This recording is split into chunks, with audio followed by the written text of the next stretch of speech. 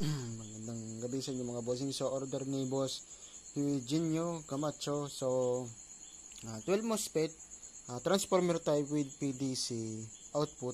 Nag-request si sir na gusto daw niya nakokontrol yung power. Sabi sinuggest natin ganito lalagyan ng PDC output. So ayan, tapos nilagyan ko din siya ng flip-flop mga bossing. So wala pa itong case, gagawa pa natin. So testing lang muna mga bossing. Low natin, lagay natin sa low. Ayan. PDC output mga bossing. Adjust natin 50%. Ayan. Full power.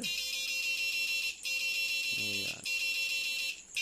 12 MOSFET transformer type with PDC output. Sa mga gusto po palagay ng ganito po na PDC output na magpagawa ng isang set, PM lang kayo mga bossing kung gusto niyo nakokontrol yung power. So ayan, so adjust natin ng low. Ayan mga low niya, adjust natin.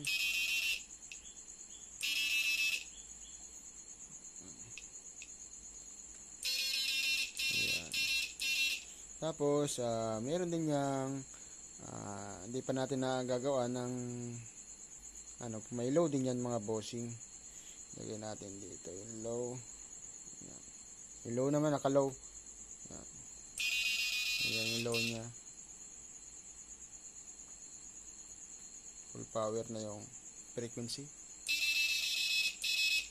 Ayan. Tapos, pag gusto niyo mas malakas pa, lagyan natin dito. May full power yan. So testing pa lang ito mga bossing pag yan ay nakabox na, so may mga switches na yan. So ayan, testing. Mas power na mga bossing. So ang kagalingan po pag meron kasi PD sa output, mas malawak po yung grounding out, yung ground niya. So ayan, tapos may flip-flop, adjust natin yung flip-flop.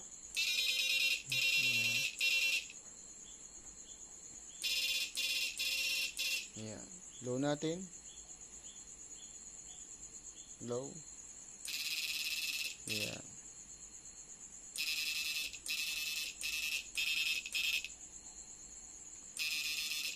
Ayan. So, lalagyan din natin yan syempre na pag may PDC output, maglalagay tayo ng delay of fan. So, automatic po magkakaroon yan ng delay of fan pag mayroong PDC output. Ano? Ayan. So, pag po kasi may PDC output, halos nagiging 4 to 5 times yung power ng isang unit, mga bossing. Yung sa mga gusto pong magpagawa, PM lang kayo mga bossing.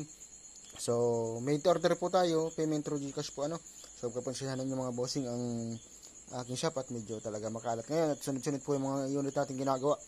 So, ayan.